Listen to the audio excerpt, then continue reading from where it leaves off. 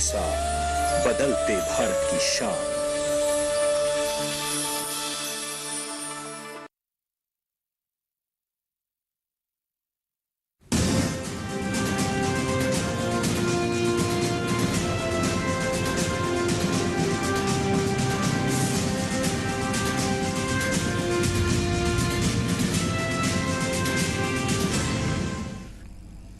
नमस्कार, किसान समाचार में आप सभी का स्वागत है। सबसे पहले मुख्य समाचार।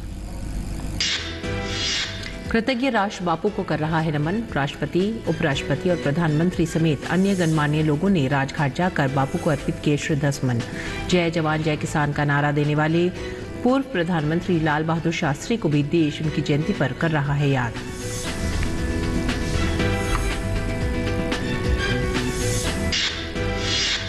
केंद्रीय कृषि मंत्री नरेंद्र सिंह तोमर ने मध्य प्रदेश जबलपुर के जवाहरलाल नेहरू कृषि विश्वविद्यालय के 59वें स्थापना दिवस समारोह को किया संबोधित। कहा, मध्य प्रदेश खेती के क्षेत्र में अग्रणी राज्य, कृषि के क्षेत्र में अग्रणी बनाने में कृषि वैज्ञानिकों की भूमिका रही है महत्वपूर्ण। केंद्रीय गृह मंत्री अमित शाह 11 अक्टूबर को बिहार के छपरा में किसानों को करेंगे संबोधित। अमित शाह संपूर्ण क्रांति के प्रणेता जयप्रकाश नारायण की जयंती कार्यक्रम में करेंगे शिरकत। छपरा, सिवान और गोपालगंज जिले के सहकारिता से जुड़े किसानों के सम्मेलन को करेंगे संबोधित।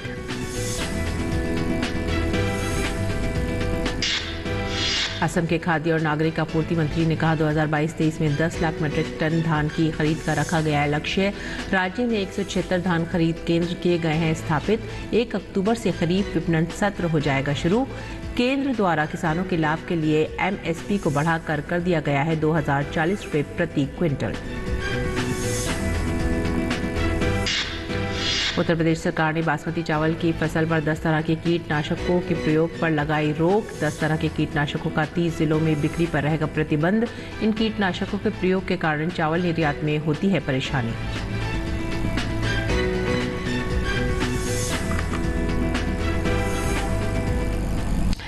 मुख्य समाचार के बाद खबरें अब विस्तार से। पूरे देश में आज गांधी जयंती हर्षोल्लास के साथ मनाई जा रही है। प्रत्येक वर्ष 2 अक्टूबर को महात्मा गांधी के जन्म दिवस को गांधी जयंती के रूप में मनाया जाता है। इसे पूरा देश राष्ट्रीय पर्व के तौर पर मनाता है। गांधी जयंती के दिन बापू को याद करने के लिए देश भर में कार्यक्रम हो रहे हैं।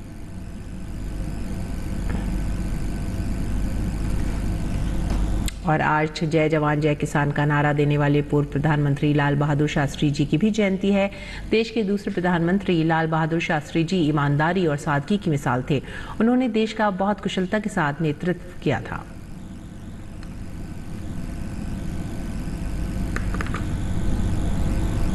राष्ट्रपिता महात्मा गांधी की जयंती पर नई दिल्ली में स्वच्छ भारत दिवस 2022 कार्यक्रम का आयोजन किया गया। कार्यक्रम में राष्ट्रपति द्रौपदी मुर्मू ने विभिन्न श्रेणियों में राज्यों और केंद्र शासित प्रदेशों को पुरस्कार प्रदान किए, जिसमें तेलंगाना को बड़े राज्यों की श्रेणी में स्वच्छ सर्वेक्षण ग्रामीण 2022 के पुरस्कार से सम्मानित किया गया। वहीं हरियाणा बड़े राज्यों में दूसरे पायदान पर रहा।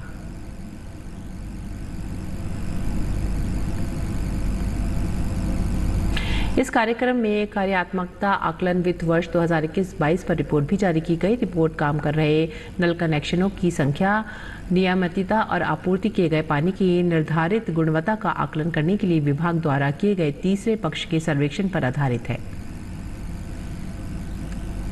कार्यक्रम के दौरान राष्ट्रपति को केंद्रीय जल शक्ति मंत्री द्वारा स्वच्छ सर्वेक्षण ग्रामीण 2022 रिपोर्ट भी पेश की गई।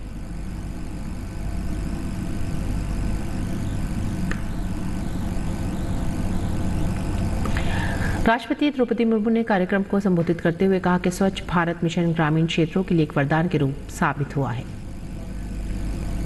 सन 2014 को स्वच्छ भारत मिशन ग्रामीण की शुरुआत से सब तक अभी तक ये 11 करोड़ से अधिक शौचालय का निर्माण हुआ है और लगभग 60 करोड़ लोगों ने खुले में शौच जाने की अपनी जो आदत को और बदल दिया है। ये खुशी की बात है कि इस मिशन के द्वारा भारत ने वर्ष 2015 से संयुक्त राष्ट्र द्वारा निर्धारित सस्टेनेबल डेवलपमेंट गोल 6 को 2030 की समय सीमा से 11 वर्ष पूर्व प्राप्त कर लिए हैं। राष्ट्रपति द्रौपदी मुर्मू ने अपने संबोधन में कहा कि पिछले 3 वर्षों के दौरान जल जीवन मिशन से लोगों को काफी लाभ हुआ है। इसके साथ ही कई बीमारियों में भी कमी आई है। जीवन मिशन के प्रारंभ के समय देश में केवल 3 करोड़ 23 लाख ग्रामीण घरों में नल से जल की आपूर्ति होती थी, जो पिछले 3 वर्षों की अवधि पर बढ़कर करीब 10 करोड़ 27 लाख तक पहुंच गया है। खुले में शौच से मुक्त के साथ साथ नल के पानी की सुविधा से हाल के वर्षों में जल जनित बीमारियों में कमी आई है। केंद्रीय कृषि मंत्री नरेंद्र सिंह तोमर ने जबलपुर के जवाहरलाल नेहरू कृषि विश्वविद्यालय के 59वें स्थापना दिवस समारोह को वर्चुअली संबोधित किया। तोमर ने कहा कि मध्य प्रदेश खेती के क्षेत्र में अग्रणी राज्य है। इसकी बुनियाद में कृषि विश्वविद्यालय, कृषि विज्ञान केंद्रों, भारतीय कृषि अनुसंधान परिषद के वैज्ञानिकों की भूमिका अत्यंत महत्वपूर्ण है। उन्होंने कहा कि मध्य प्रदेश को कृषि के क्षेत्र में अग्रणी बनाने में कृषि वैज्ञानिकों की भूमिका महत्वपूर्ण रही है। केंद्रीय कृषि मंत्री ने कहा कि जबलपुर कृषि विश्वविद्यालय उत्कृष्ट संस्थान के रूप में देश भर में जाना जाता है। ये मध्य प्रदेश कृषि क्षेत्र के लिए गौरव का विषय है। विश्वविद्यालय का स्थापना से आज तक मध्य प्रदेश में कृषि क्षेत्र को आगे बढ़ाने, उन्नत बनाने और किसानों को फायदा पहुंचाने में बहुत योगदान रहा है। उन्होंने कहा कि प्रदेश को खेती किसानी के क्षेत्र में प्रतिष्ठित पुरस्कार किसान कर्मण अवार्ड लगातार मिलने पर प्रदेश के किसानों, जनता और वैज्ञानिकों को बहुत बहुत बधाई। उन्होंने बताया कि प्रधानमंत्री फसल बीमा योजना के रूप में एक सुरक्षा कवच किसानों को उपलब्ध कराया गया है।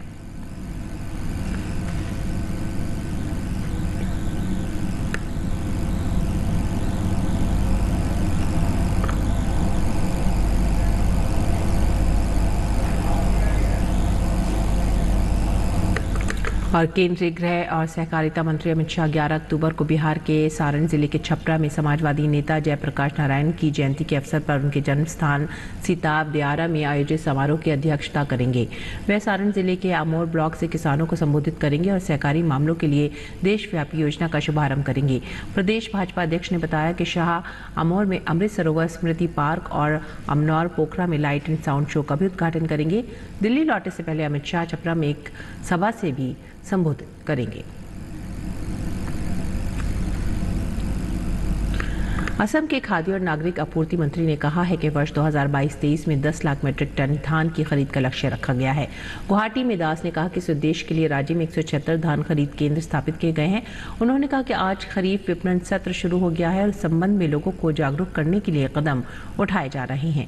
उन्होंने कहा कि केंद्र द्वारा किसानों के लाभ के लिए न्यूनतम समर्थन मूल्य MSP को बढ़ाकर 2040 रुपये प्रति क्विंटल किया गया है।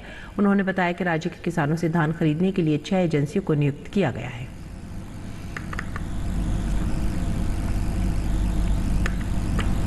अगली खबर उत्तर प्रदेश से। उत्तर प्रदेश सरकार ने बासमती चावल की फसल पर 10 तरह के कीटनाशकों के प्रयोग पर रोक लगा दी है। इन 10 कीटनाशकों का 30 जिलों में जहां बासमती की खेती हुए वहां इसकी बिक्री नहीं होगी। इसका कारण इन कीटनाशकों के प्रयोग के कारण चावल विदेशों में निर्यात होने में परेशानी होती है। इस कारण चावल निर्यात में 15% की कमी आ गई है। अपर मुख्य सचिव द्वारा जारी आदेश में कहा गया है कि tricyclazole, buprofezin, acephate, chlorpyrifos, methamidophos, propiconazole, thiamethoxam and profenofos, isoprothiolane, carbendazim दवाओं की बिक्री वितरण पर रोक लगाई गई है। इन दवाओं में बिक्री पर रोक 29 जिलों के लिए है जहां बासमती चावल फसल होती है। उनकी आगरा, अलीगढ़, औरैया, बागपत, बरेली, बिजनौर, बदायूं, बुलंदशहर, एटा, कासगंज, फर्रुखाबाद, फिरोजाबाद, इटावा, गौतम बुद्ध नगर, गाजियाबाद, हापुड़, हाथरस, मथुरा, मैनपुरी, मेरठ, मुरादाबाद, अमरोहा, कन्नौज, मुजफ्फरनगर, शामली, पीलीभीत, रामपुर, सहारनपुर, शाहजहांपुर और संभल में बिक्री और दवा छिड़काव पर रोक लगी है। कृषि अनुभाग 2 से विभिन्न विभागों को जारी पत्र में कहा गया है कि सरदार वल्लभ भाई पटेल कृषि विश्वविद्यालय के अनुसार रक्षा रसायनों के प्रयोग के कारण चावल के दानों में सक्षम प्राधिकारी द्वारा निर्धारित अधिकतम अवशेष स्तर से अधिक कीटनाशक अवशेषों का जोखिम है। इसके साथ ही इन कीटनाशकों के प्रयोग से विदेशों में निर्यात में बाधा पहुंचती है। चावल मानकों पर खरे नहीं उतर पाते।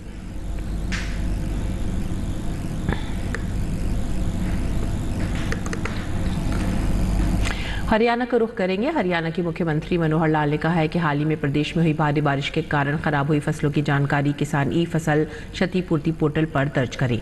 अधिकारी किसानों को प्रोत्साहित करें कि वे जल्द से जल्द अपने नुकसान का ब्यौरा पोर्टल पर भरें ताकि किसानों को जल्द मुआवजा मिल सके। मुख्यमंत्री शनिवार को वीडियो कॉन्फ्रेंसिंग के माध्यम से प्रशासनिक सचिवों, मंडल आयुक्तों और जिला उपायुक्तों के साथ हाई लेवल बैठक कर रहे थे। बैठक में उप मुख्यमंत्री दुष्यंत चौटाला भी मौजूद रहे। उन्होंने कहा कि राज्य सरकार फसल नुकसान के सत्यापन और मुआवजे में पूर्ण पारदर्शिता सुनिश्चित करने के लिए प्रतिबद्ध है। किसानों की सुविधा के लिए ही सरकार ने ई फसल क्षतिपूर्ति पोर्टल बनाया है, जिस पर किसान स्वयं अपनी फसल खराबी का ब्यौरा दर्ज कर सकते हैं। मुख्यमंत्री ने जिला उपायुक्तों को भारी बारिश के कारण जलभराव वाले क्षेत्रों से समय पर पानी की निकासी सुनिश्चित करने के निर्देश दिए। उन्होंने कहा कि जलभराव की समस्या के समाधान के लिए हर उपायुक्त को युद्ध स्तर पर काम करना चाहिए।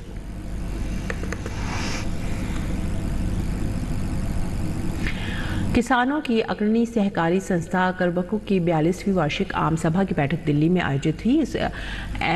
SCM के उद्देश्य के अलावा करबको द्वारा किसानों के कल्याण व विकास को लेकर किए जा रहे कार्यों पर भी करबको के अध्यक्ष डॉक्टर चंद्रपाल सिंह से बातचीत की। हमारे संवाददाता OP यादव ने। राजधानी दिल्ली में करबको की 42वीं वार्षिक आम सभा की बैठक हुई। सालाना आयोजित होने वाली इस बैठक में क्या मुख्य एजेंडा रहा और भविष्य में किसानों को आर्थिक रूप से सशक्त और मजबूत बनाने के लिए किस तरह कार्य नीति पर चर्चा हुई, इन सभी विषयों पर बात करने के लिए हमारे साथ मौजूद है करबको के चेयरमैन डॉक्टर चंद्रपाल सिंह। किस तरह का एजेंडा रहा, चर्चा क्या रही और क्या भविष्य की नीति? हमने अपने साधारण सभा में बताया है कि लगभग हमने 45 लाख टन फर्टिलाइजर सहकारी समितियों के माध्यम से किसानों तक पहुंचाने का काम किया है। इसके अलावा हमने कंपोस्ट, जिंक, बायो फर्टिलाइजर और उत्तम किस्म के बीज किसानों तक पहुंचाए हैं और पूरे क्रियाकलाप में पूरे वर्ष में हमें लगभग 1493 करोड़ का लाभ हुआ है और संस्था ने ये जो 1493 करोड़ का लाभ अर्जित किया है, इसमें से किसानों को जो हमारे कानून में व्यवस्था है 20% हाईएस्ट हम डिविडेंड दे सकते हैं। हमने सभी शेयर होल्डर्स को 20% डिविडेंड देने का भी ऐलान किया है। प्रधानमंत्री जी ने सहकारी सम्मेलन में, इंटरनेशनल डेयरी कॉन्फ्रेंस में, और फिर आपका एक सहकारी प्रोग्राम था जिसमें गृह मंत्री जी ने सहकार से समृद्धि और भारत की आर्थिक तरक्की का आधार सहकारिता को बताया। देश में समृद्धि का रास्ता सहकारी संस्थाओं से होकर के ही निकलता है, क्योंकि हमारा देश कृषि प्रधान देश है। ज़्यादातर लोग 50% के ऊपर लोग खेती से जुड़े हुए हैं, उनका भविष्य खेती से जुड़ा हुआ है। अगर उनके खेत का उत्पादन अच्छा होगा, उनके उत्पादन की उनको अच्छी लाभकारी मूल्य उनको मिलेगा, उनका पशुपालन अच्छा होगा, दूध की कीमत अच्छी मिलेगी और ये सारे काम हमारे सहकारी क्षेत्र के माध्यम से किसानों के लिए हो रहे हैं। तो ये थे करबको के अध्यक्ष डॉक्टर चंद्रपाल सिंह, जिनका मानना है कि करबको की 42वीं वार्षिक आम सभा में एक और जहां साल भर का लेखा जोखा प्रस्तुत करने के अलावा भविष्य की कार्य योजना पर चर्चा हुई, वहीं दूसरी ओर किसानों को आर्थिक रूप से सशक्त और मजबूत कैसे बनाए, इस पर भी चिंतन बना। मेरे से कैमरामैन AK के साथ में OP Yadav, DD news, Delhi. Madhya Pradesh के मुख्यमंत्री शिवराज सिंह चौहान ने ग्रामीण अंचल की पेयजल की परेशानी को हमेशा के लिए दूर करने के उद्देश्य से प्रदेश में जल जीवन मिशन में कार्य करने के निर्देश दिए। मुख्यमंत्री चाहते थे कि प्रदेश के करीब 5.25 करोड़ ग्रामीण आबादी को जल जीवन मिशन में नल कनेक्शन के जरिए गुणवत्तापूर्ण जल उपलब्ध करवाने की व्यवस्था की जा सके। मुख्यमंत्री चौहान ने जल जीवन मिशन में हो रहे कार्यों की राज्य से लेकर जिला और ग्राम स्तर तक नियमित समीक्षा का क्रम बनाया, जो सिलसिला जारी है। अब सभी जिलों की ग्रामीण आबादी को नल कनेक्शन से जल मुहैया कराने के लिए कार्य तेज गति से चल रहे हैं। मिशन में प्रदेश के 53,04,000 से अधिक ग्रामीण परिवारों को नल कनेक्शन से निरंतर जल दिया जा रहा है। जल जीवन मिशन के अंतर्गत सभी स्कूल और आंगनबाड़ियों में नल कनेक्शन से पेयजल प्रदान करने के अभियान में भी तेजी से काम किया जा रहा है।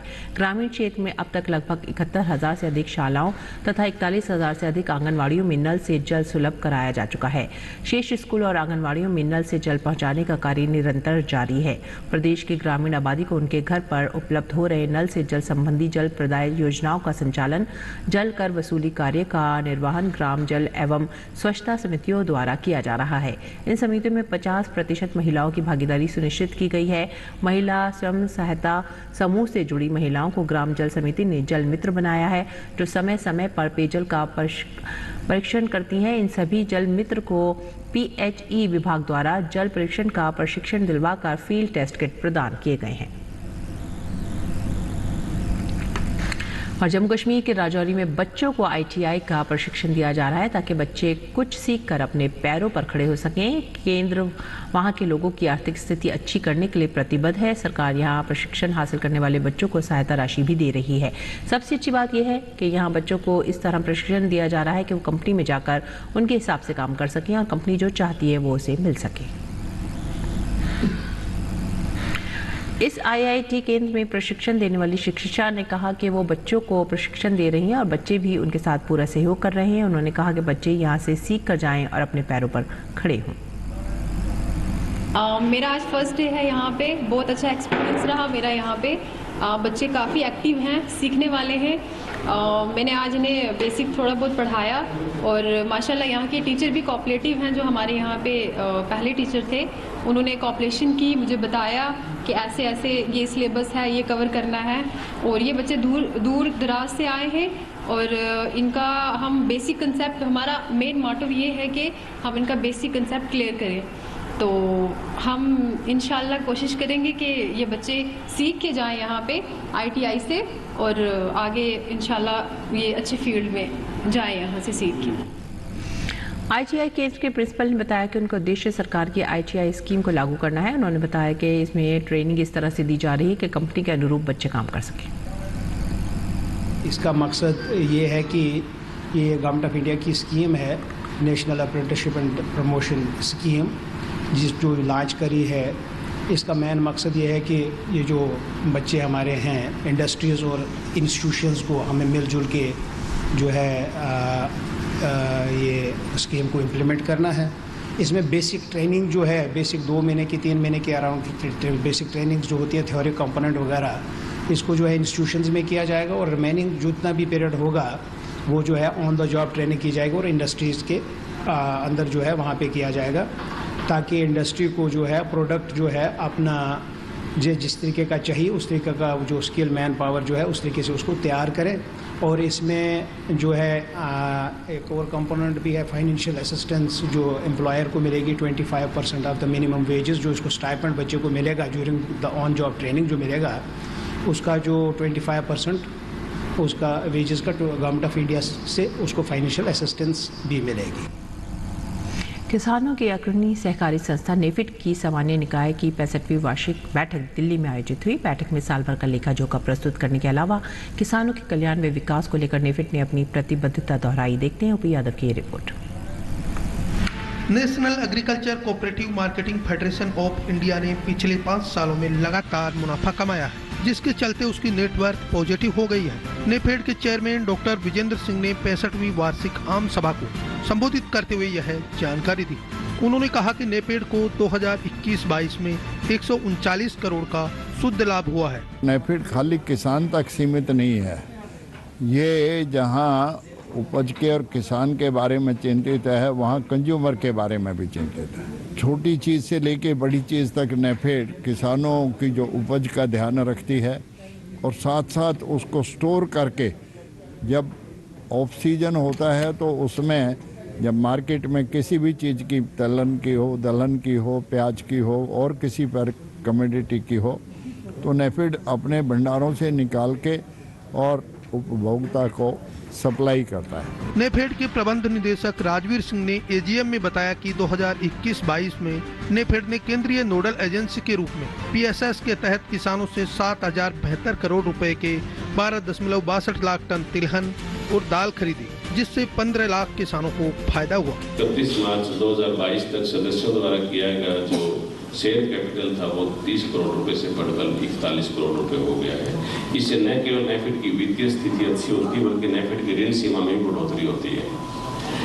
पिछले अनुभव सीखते हुए रिपोर्टाधीन वर्ष के दौरान जो एडमिनिस्ट्रेटिव फ्रंट पर जो कार्य करने चाहिए, जैसे कि कार्य में कुशलता लाने के लिए ट्रेनिंग हेतु कार्मिक, मानव संसाधन विकास, तकनीकी एवं सूचना तथा पुस्तकालय आदि जैसे क्षेत्रों में भी आवश्यकता अनुसार नेफेड वर्ष के दौरान कार्य करता रहा है। नेफेड के निदेशक मंडल ने सदस्य फेडरेशन और सोसाइटी के लिए 15% लाभांश के प्रस्ताव पर सहमति दी है। इसको लेकर नेफेड परिवार काफी खुश है।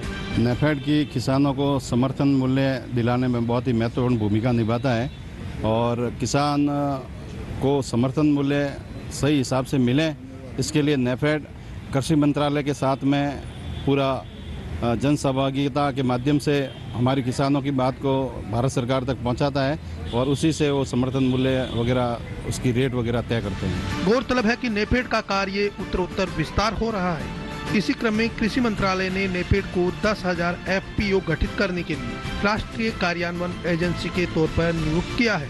पिछले साल नेफेड को 557 FPO का टारगेट दिया गया, जिसमें से मार्च तक 421 FPO का गठन कर लिया गया था। अब कृषि मंत्रालय ने फिर से 500 FPO और बनाने का टारगेट दिया है। दिल्ली में आयोजित नेफेड की 65वीं सामान्य बैठक के दौरान एक और जहां साल भर का लेखा जोखा प्रस्तुत किया गया, वहीं किसानों की समस्याओं के बारे में चिंतन मनन कर भविष्य में उनके उपज के वाजिब दाम कैसे दिलाए जाएं, इसको लेकर भी चिंतन मनन हुआ। मेरठ की कैमरामैन जगपाल के साथ में OP Yadav, DD news, Delhi. और अब बात मंडी भाव की, आइए देखते हैं क्या रहा देश भर की मंडियों में भाव।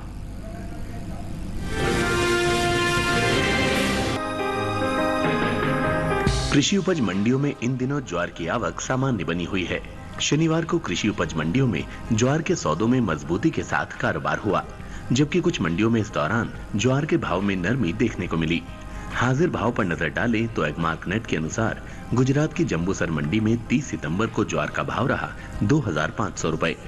1 अक्टूबर को उसके भाव में 100 रुपए की तेजी आई और भाव जा पहुंचा 2,600 रुपए पर। इसी तरह राज्य की ही राजकोट मंडी में सफेद ज्वार के सौदों में मजबूती के साथ कारोबार हुआ। यहां 30 सितंबर को सफेद ज्वार का भाव था 3,050 रुपए। 1 अक्टूबर को इसके सौदे 300 रुपए उछलकर 3,350 रुपए पर हुए। वहीं राजस्थान की विजयनगर मंडी में इस दौरान ज्वार के भाव में नरमी देखने को मिली। यहां 30 सितंबर को ज्वार का भाव रहा 2,261 रुपए। 1 सितंबर को इसके सौदों में 11 रुपए की गिरावट आई और भाव हो गया 2,250 रुपए। चालू खरीफ सीजन के दौरान ज्वार की बुआई बीते साल से पीछे चल रही है। कृषि मंत्रालय की ओर से जारी ताजा आंकड़ों के अनुसार खरीफ ज्वार की बुआई 30 सितंबर तक 14,23,000 हेक्टेयर में हो चुकी है, जबकि बीते साल इस दौरान ज्वार की खेती 14,67,000 हेक्टेयर में हुई थी। यानी साल 2022 में खरीफ ज्वार की बुआई बीते साल के मुकाबले 44,000 हेक्टेयर पीछे चल रही है। वहीं बात ज्वार की पैदावार की करें तो कृषि मंत्रालय की ओर से 21 सितंबर को जारी पहले अग्रिम अनुमान के मुताबिक घरेलू स्तर पर साल 2022-23 के दौरान ज्वार की पैदावार 16,90,000 टन होने का अनुमान जताया गया है, जबकि बीते साल इस दौरान ज्वार की पैदावार 42,30,000 टन रही थी।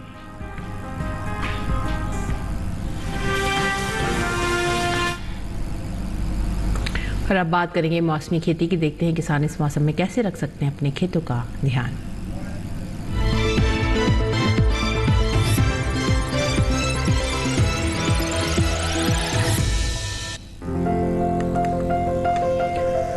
आंध्र प्रदेश में मक्के की कटाई करें। मक्के के खेत से पानी की निकासी का उचित प्रबंध करें। यहाँ धान के खेत में जरूरी उर्वरक डालें। इसके साथ ही मूंगफली के खेत से जल निकासी की व्यवस्था कर लें। किसान लाल मिर्च की बुआई करें। आंध्र प्रदेश में टमाटर की बुआई कर सकते हैं। इसके अलावा टमाटर में कीट लगने की संभावना बनी हुई है।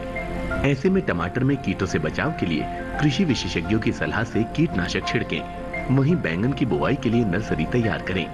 अभी मक्के में कीटों से बचाव के लिए कृषि विशेषज्ञों की सलाह से कीटनाशक छिड़कें। आंध्र प्रदेश में मूंग की बुआई कर सकते हैं। तेलंगाना में केले की रोपाई करें। वहीं मक्के के खेत से पानी की निकासी की उचित व्यवस्था कर सकते हैं। साथ ही कपास के खेत से जल निकासी का प्रबंध कर लें। किसान तिल की बुआई करते रहें। यहाँ लोबिया की बुआई के लिए समय उपयुक्त है। तेलंगाना में धान में कीट लगने की संभावना बनी हुई है। ऐसे में धान में कीटों से बचाव के लिए कृषि विशेषज्ञों की सलाह से कीटनाशक छिड़कें। किसान मक्के के खेत से खरपतवार निकाल लें। इसके अलावा अरहर के खेत से घास फूस निकाल सकते हैं। तेलंगाना में लाल मिर्च में कीटों से बचाव के लिए कृषि विशेषज्ञों की सलाह से कीटनाशक छिड़कें।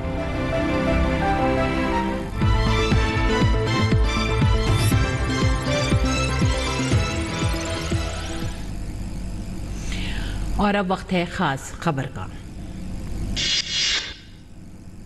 केंद्रीय खेल मंत्री अनुराग सिंह ठाकुर ने फिट इंडिया फ्रीडम रन 3 और प्लॉग रन का किया शुभारंभ। कहा, देश में प्रधानमंत्री नरेंद्र मोदी की वजह से स्वच्छता फिटनेस पर जागरूकता बढ़ी।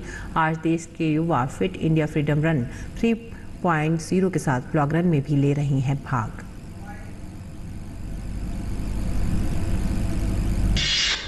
उत्तर प्रदेश के कानपुर में हुए भीषण सड़क हादसे में अब तक 25 लोगों की मौत की पुष्टि।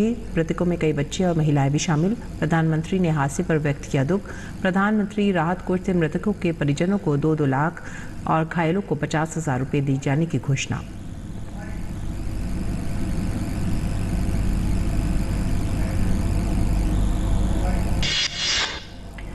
भारतीय रेल ने दशहरे के मौके पर अपने अराजपत्रित कर्मचारियों के लिए बोनस का किया ऐलान। भारतीय रेल ने नॉन गजेटेड कर्मचारियों के लिए दशहरे के पहले बोनस भुगतान की स्वीकृति की प्रदान। इस फैसले से तकरीबन 11 लाख से भी ज्यादा कर्मचारियों के परिवारों के चेहरों पर खुशी देखने को मिलेगी।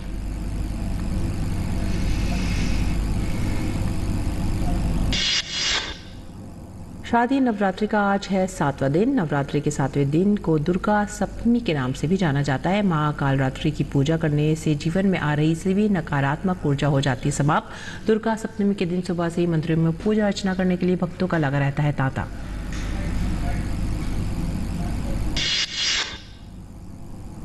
राज्य को आकांक्षी जिलों की सूची में शामिल किए जाने के बाद यहां विकास को मिली एक नई गति। अब राज्य के कई सरकारी विद्यालयों में स्मार्ट क्लास शुरू की गई। बच्चों में पढ़ाई के प्रति रुचि जागी। इसी के साथ ही हमें दीजिए आज्ञा। नमस्कार।